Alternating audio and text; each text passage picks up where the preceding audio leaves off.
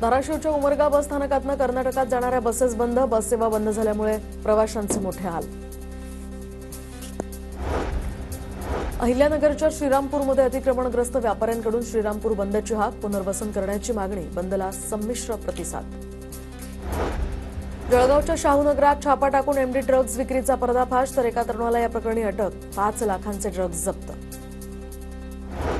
विदेशी मद्याचं रिसायकलिंग करून विक्री करणाऱ्या रॅकेटचा पर्दाफाश. यवतमाळ राज्य उत्पादन शुल्क विभागाची कारवाई. 20 लाखांचा मद्यसाठा जप्त. तर दोघांनाही अटक.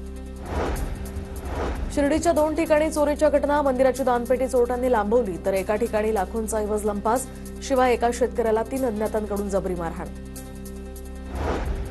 नाशिकच्या देवळामध्ये देहव्यापार सुरू असलेल्या हॉटेलवर कारवाई. तर 2 पीडित महिलांची या ठिकाणाहून सुटका.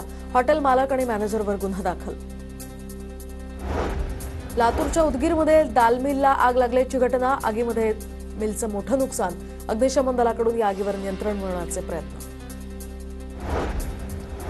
चंद्रपूरच्या कोरपना या तालुक्यातल्या मिरची युरोपामध्ये निर्यात होणार. तर आता कृषक स्वराज शेतकरी उत्पादक कंपनीचा पुढाकार. कोरपना या तालुक्यामध्ये 820 हेक्टर क्षेत्रावर मिरचीची लागवड. वाशिम जिल्ह्यामध्ये उन्हाळी पिकांच्या पेरणीचा प्रश्न गंभीर. जिल्ह्यातील जलस्रोतांची पातळी घटल्यामुळे सिंचनाचा प्रश्न गंभीर. वाशिममध्ये सरासरी 5,989 हेक्टरवर पेरणी अपेक्षित.